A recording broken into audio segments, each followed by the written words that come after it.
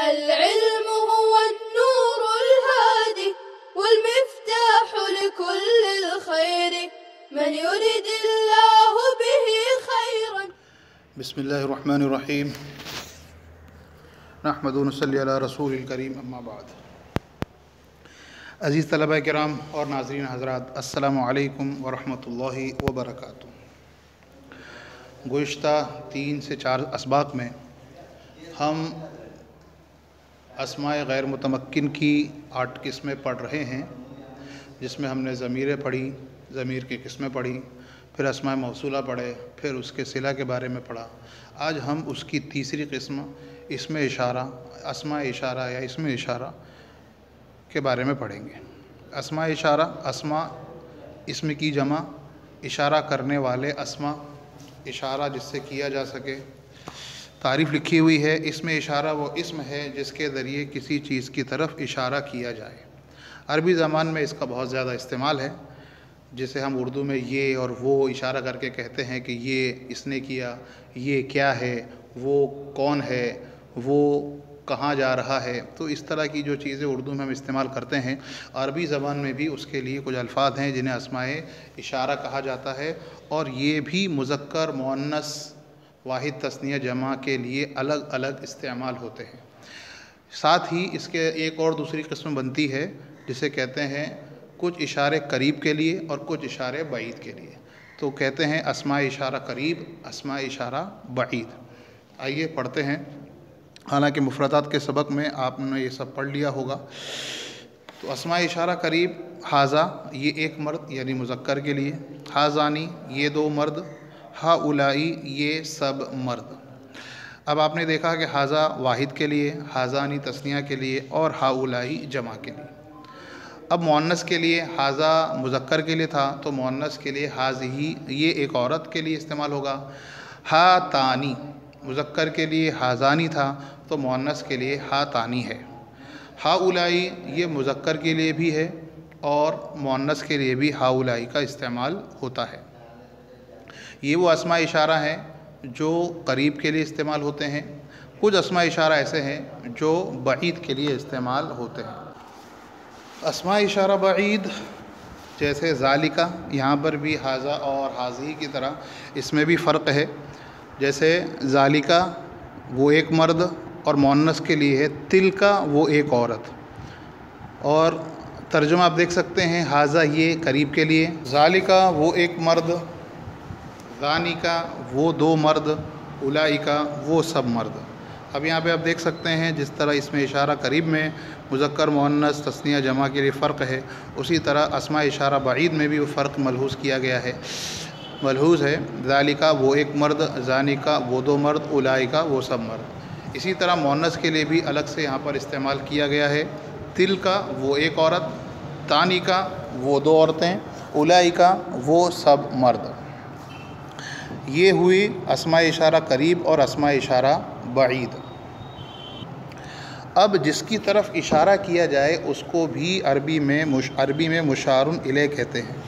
ज़ाहिर बात है, जब भी इशारा किया जाएगा तो कोई ना कोई ऐसी चीज़ होगी जिसकी तरफ इशारा किया जाएगा, और तो उसको अरबी में इस्तिलाह में मुशारुन इलैह कहते हैं, जिसकी तरफ इशारा किया जाए। और जो हमने तकसीम पढ़ी, हाजा वाहिद, हाजानी तस्निया, हाउलाई जमा, इसी तरह ज़ालिका, तानिका, उलाइका, ये सब जमा वाहिद में जो तफरीक है, जो फ़र्क है, वो मुशारुन इलैह के एतबार से होगी कि मुशारुन इलैह जैसा होगा, यानी जिसकी तरफ इशारा किया जाए वो जैसा होगा वैसा ही इशारा किया, इसमें इशारा लाया जाएगा। करीब के लिए, बईद के लिए हो, करीब के लिए हो, लेकिन अगर वो मुज़क्कर है तो मुज़क्कर लाया जाएगा, मुअन्नस है तो मुअन्नस लाया जाएगा, तस्निया है तो तस्निया के लिए लाया जाएगा, हाजानी या हाजानिका या हातानी। ये उसी मुशारुन इलैह के एतबार से अस्मा इशारा लाए जाते हैं।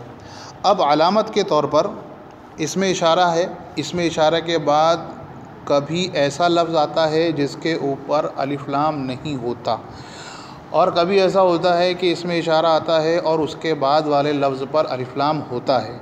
तो अरबी ज़बान में अक्सर से बेशतर इसमें इशारा के बाद ऐसा लफ्ज़ जिस पर अलिफ लाम लगा हुआ हो तो वही मुशारुन इलैह बनता है। जैसे मिसाल के तौर पर ज़ालिकल किताबु, अब यहाँ पर आप देख सकते हैं कि ज़ालिका इसमें इशारा है और उसके बाद जो लफ्ज़ आ रहा है उस पर अलिफ लाम लगा हुआ है और तर्जुमा होगा वो किताब। अब यहाँ पर मुशारुन इलैह जो है वो किताब है और किताब की मुनासबत से ज़ालिका लाया गया है, मुज़क्कर है, वाहिद है, तो ये अल किताबु मुशारुन इलैह। और दूसरी बात ये है कि हादा या इसमें इशारा अपने मुशारुन इलैह से मिलकर मुरक्कब नाकिस ही रहता है, इसीलिए आप तर्जुमा कर रहे हैं तो वो किताब है नहीं करेंगे, तर्जुमा करेंगे वो किताब। इससे बात पूरी नहीं हो रही है, इसीलिए वो किताब पे रुक जाएंगे। अगर बात पूरी होती तो तर्जुमा होता वो किताब है, लेकिन वो किताब उसके बारे में अभी बात बाकी है, तो इसमें इशारा अपने मुशारुन इलैह से मिलकर मुरक्कब नाकिस रहता है।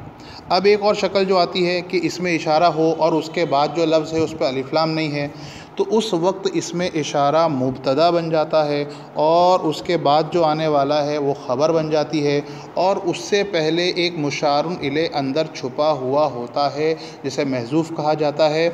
जैसे यहाँ पर एक लिखी हुई बात हाज़ा ज़ैदुन, अब इस मिसाल में यहाँ पर हाज़ा के बाद ज़ैद लिखा हुआ है और ज़ैद पर अलिफ लाम नहीं है, तो ज़ैद मुशारुन इलैह नहीं है। तो मुशारुन इलैह कौन है?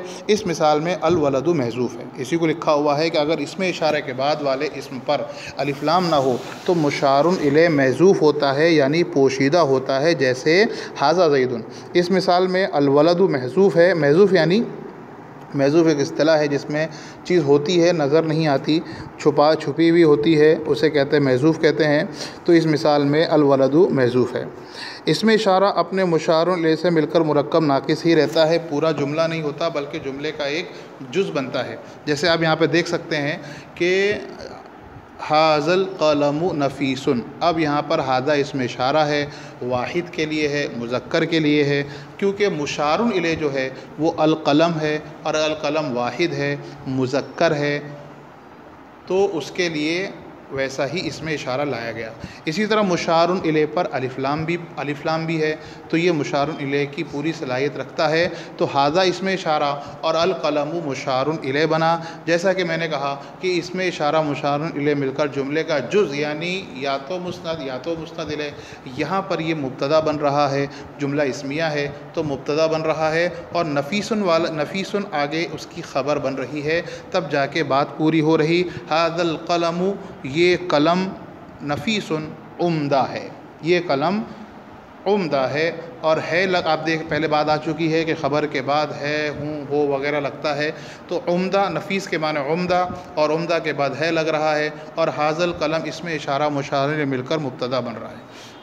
इसी तरह दूसरी मिसाल इश्तरैतु, मैंने ख़रीदा। क्या ख़रीदा? ज़ालिका अल क़लमा, ज़ालिकल क़लमा, यहाँ पर आप देख सकते हैं अल क़लम मुशारुन इलैह है, वाहिद है, अलिफ लाम लगा हुआ है तो मुशारुन इलैह बन रहा है, मुज़क्कर है, इसीलिए ज़ालिका लेकर आए हैं जो वाहिद है, मुज़क्कर के लिए है। अब जाहिर बात है कि जुमला फ़ेलिया की मिसाल है क्योंकि शुरू में इश्तरैतु है।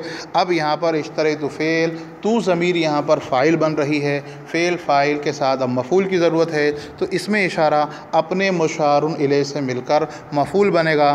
तर्जुमा होगा मैंने वो कलम ख़रीदा, मैंने वो कलम ख़रीदा। अब आपने इसमें सबक में देख लिया कि इसमें इशारा अपने मुशारुन इलैह से मिलकर जुमले का एक जुज़ बनता है। जैसे यहाँ पर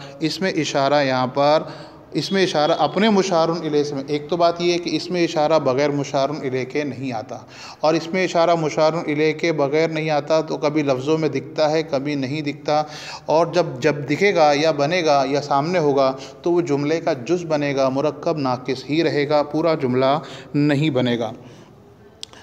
तो आज के सबक में अस्मा इशारा करीब, अस्मा इशारा बईद, ये हमको याद करने हैं। फिर मुशारुन इलैह कैसा दिखता है? तो अलिफ लाम के साथ दिखता है। अगर कोई ऐसा लफ्ज़ हो जो इस अलिफ लाम ना हो तो वहाँ पर मुशारुन इलैह को पोशीदा यानी छुपा हुआ माना जाता है।